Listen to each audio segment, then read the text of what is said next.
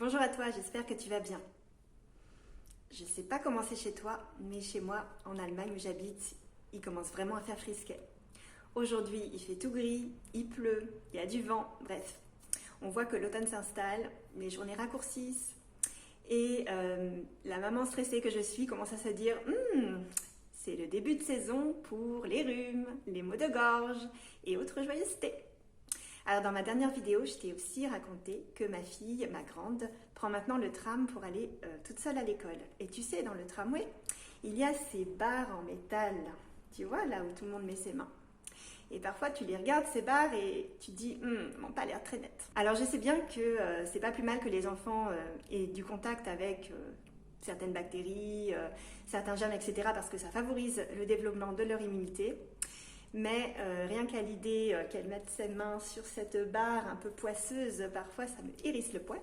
Et je me dis que y a certaines choses qu'on pourrait peut-être prévenir. Tu sais, je fais référence à quand la nuit tu es réveillé par des ou des atchoum ou des maman, j'ai mal à la gorge. Bref, tu as sûrement déjà vécu ça. Et si tu es maman et si tu es maman solo a fortiori comme moi, tu te dis dans ces moments-là, la réunion demain avec le client, mon déjeuner avec la copine, c'est mal barré.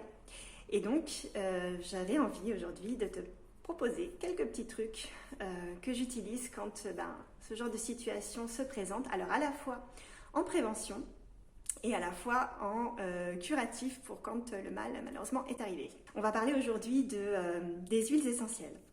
Alors les huiles essentielles, c'est quelque chose que j'ai découvert il y a de nombreuses années, que j'utilise depuis très très longtemps pour moi et comme ça m'intéresse beaucoup, je suis complètement autodidacte, je me suis mise aussi à les utiliser pour mes filles avec beaucoup de lectures et donc quelques précautions que je vais te présenter dans un instant. Bien sûr, je ne suis pas médecin. Donc tout ce dont on va parler aujourd'hui, c'est uniquement en prévention ou en début de curatif. Mais si ton enfant est très malade, bien entendu, tu l'amènes chez le docteur. Ceci étant dit, je vais t'amener dans ma salle de bain et te montrer ce qu'on utilise à la maison comme huiles essentielles, que ce soit pour moi, pour mes filles, pour nous toutes, quand on est un petit peu malade ou pas d'ailleurs, parce qu'il y en a que tu peux utiliser de plusieurs façons. C'est parti, tu me suis ?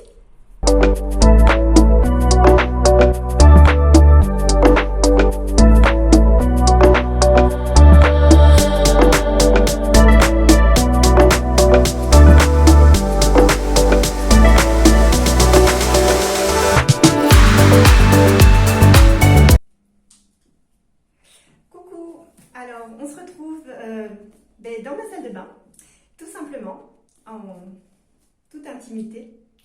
Alors j'espère que l'éclairage va être bon. J'ai fait une petite installation pour que tu vois.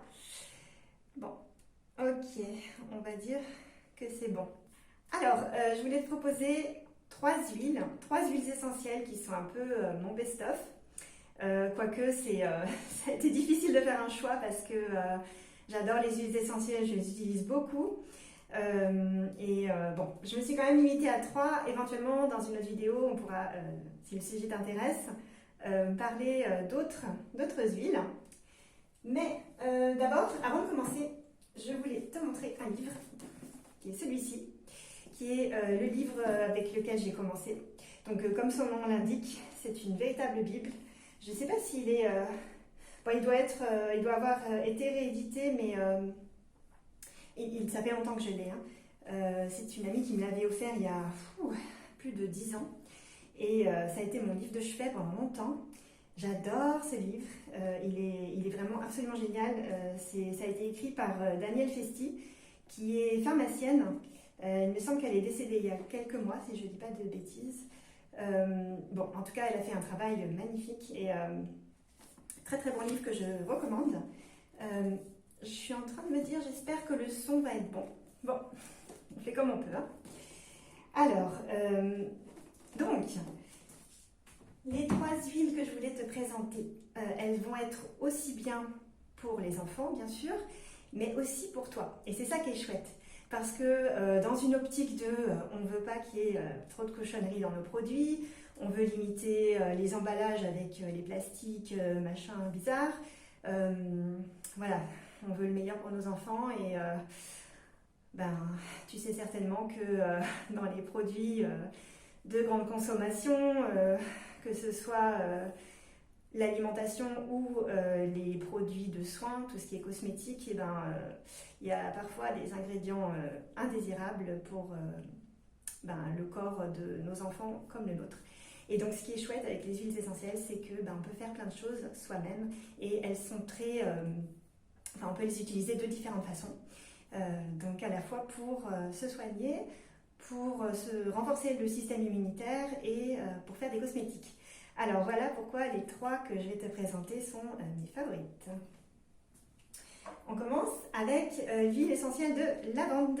La lavande, qui ne connaît pas la lavande, elle a une odeur absolument caractéristique. Celle-ci, elle est française. Enfin, moi, je te recommande de la prendre française. Alors bio, évidemment. Et j'en ai essayé beaucoup, mais je crois que je reviens toujours à la lavande française, quand même. L'huile de lavande française, l'huile essentielle de lavande française, elle va d'abord te relaxer. C'est évidemment pour ça qu'elle est connue. Et elle va aider beaucoup les enfants donc à s'apaiser. Tu peux par exemple l'utiliser en diffusion, par exemple le soir, en préparation au coucher. Tu peux également le faire respirer, donc sur un petit mouchoir par exemple, une goutte, ou en mettre une petite goutte sur l'oreiller aussi avant de dormir. L'huile essentielle de lavande, elle a énormément de propriétés. Elle peut par exemple aussi aider si ton enfant s'est fait un petit bobo, une petite égratignure, alors pas sur une plaie complètement ouverte, mais elle peut aider après quand la plaie a commencé à se refermer, à la cicatrisation, et puis elle est très purifiante aussi. Donc moi ce que j'adore, c'est par exemple en fin de journée quand l'enfant est, pour mes filles, ils sont un petit peu énervées, ils n'ont pas forcément envie d'aller se coucher parce que elles aimeraient bien que la soirée dure un peu plus longtemps. Et une petite goutte sur les poignets, alors les miennes d'abord, et puis un gros câlin, donc comme ça elles sentent. Et finalement c'est devenu presque quelque chose que mes filles réclament. Elles me disent souvent le soir quand elles sentent qu'elles ont du mal à s'endormir, ah maman, je veux de la petite goutte. Moi je la mets sous la plante des pieds. C'est bien de la mélanger avec une huile végétale, en général c'est ce que tu vas lire partout. Aucune huile essentielle sans huile végétale. Bon, c'est vrai, attention, il faut quand même le respecter, mais la lavande, elle est vraiment une petite goutte pure sur la peau, ça va pas faire de mal. Par contre, bien sûr, on l'utilise avec parcimonie, donc une goutte, c'est une goutte. Et puis, elle va aussi aider un petit peu à l'immunité. Comme j'ai dit tout à l'heure, elle est purifiante. Donc elle va quand même soutenir un petit peu le système immunitaire, mais là on n'est pas sur sa vocation particulière. Mais par exemple pour ma fille qui prend le tram, je lui ai fait un petit gel, en fait, l'équivalent d'un petit gel pour les mains, avec un peu d'aloe vera, un peu de glycérine, voilà. Et puis j'ai mis quelques gouttes de lavande. Donc je lui ai demandé quand elle arrive à l'école de se mettre quelques gouttes sur les doigts. Ça va sentir bon, ça va l'apaiser aussi pour sa journée d'école, parce que parfois elle peut être un petit peu stressée, et en plus de ça, ça va lui quasiment lui laver les mains, quoi. L'huile essentielle de lavande, alors tu peux t'en servir pour toi, elle est vraiment géniale. Déjà oui, pour te relaxer si tu es un peu trop stressé, ou alors aussi ce que j'aime bien faire moi, c'est en huile pour la peau, parce qu'en fait elle a aussi des propriétés donc purifiantes pour la peau, mais aussi apaisante. Si tu as pris un coup de soleil ou si ton enfant a pris un coup de soleil, quelques gouttes dans une huile végétale douce, ça peut être de l'huile végétale d'amande douce par exemple, super pour les enfants, ou de coco aussi, quoique la coco elle a un petit parfum, donc il faut voir si on aime ou pas. Moi j'aime bien la mettre dans de l'huile d'argan personnellement, ou dans de l'huile de jojoba, parce que ma peau réagit très bien à ces deux huiles. Et elle va avoir un effet sur le teint aussi apaisant avant de se coucher, c'est vraiment top pour avoir une belle mine le lendemain. La seconde huile que je voulais te présenter, c'est l'huile essentielle de Ravinsara. Alors celle-là, tu vois, je l'ai beaucoup utilisée. L'étiquette, c'est effacé. L'huile essentielle de Ravin Sarah, elle a aussi un parfum caractéristique, tu vois. D'ailleurs, son nom latin, c'est Camphorum, quelque chose. Elle sent effectivement le camphre, mais alors il n'y en a pas du tout dedans. Elle est très très douce et elle va être super, elle, pour soutenir l'immunité. Donc en cas soit de convalescence, c'est très bien aussi, mais juste en prévention, c'est déjà pas mal. Alors elle aussi, tu peux l'utiliser pure, une petite goutte sous la plante des pieds, par exemple quand tu sens que voilà, il y a des petits frimas, ou que ton enfant est en train de tomber malade et que tu veux éviter que ça dégénère. Elle est vraiment top aussi. Elle peut aussi se mettre, mélanger avec une huile végétale derrière l'oreille, tu vois, avant de partir à l'école par exemple. Sur les poignets aussi. Voilà, top.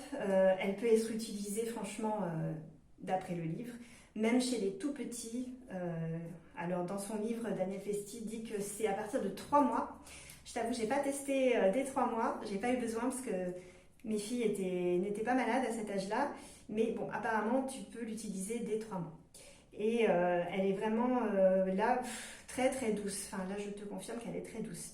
Moi, je l'utilise assez souvent aussi, même au flacon. Tu peux la respirer au flacon pour un petit shoot d'immunité. Elle est très purifiante aussi.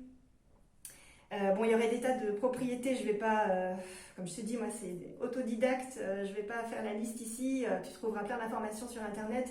Moi je te disais, mon objectif ici c'est vraiment de te présenter celles que j'ai toujours chez moi, que j'emmène partout, en voyage, etc. Et qui font vraiment partie de mon quotidien et de ma trousse premier secours. La troisième huile que je voulais te présenter, c'est l'huile de bois de haut. Alors là aussi, l'étiquette, on a pris un coup parce que tu vois, je les utilise vraiment souvent. La bois de haut, elle est un peu moins connue. Je pense pas que tout le monde la connaisse. Le nom latin, c'est Cinnamonum camphora. Bon. Ça vient d'où ça? Est-ce que c'est écrit?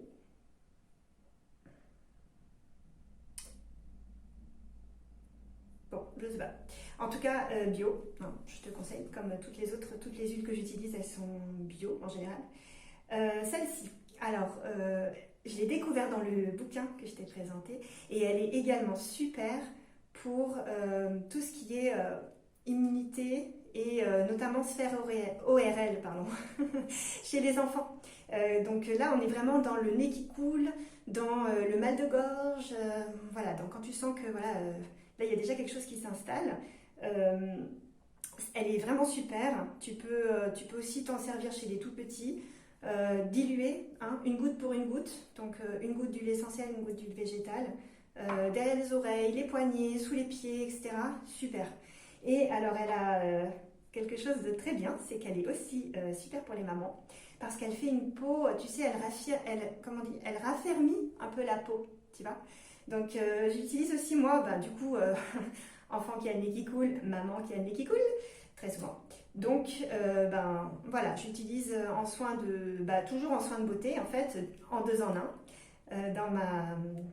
Moi, j'utilise pas de crème parce que je fais tout moi-même, mais généralement, je fais facile. Tu sais, je mets quelques gouttes d'huile végétale, donc jojoba ou argan ou peu importe ce que ma peau a besoin dans le moment.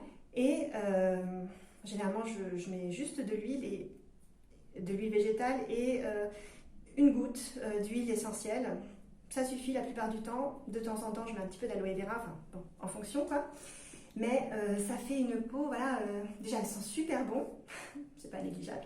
Et puis elle fait une peau un peu raffermie, tu vois, détendue, défroissée un peu, tu vois. Bon, le matin c'est top, si t'as passé une mauvaise nuit, c'est pas mal.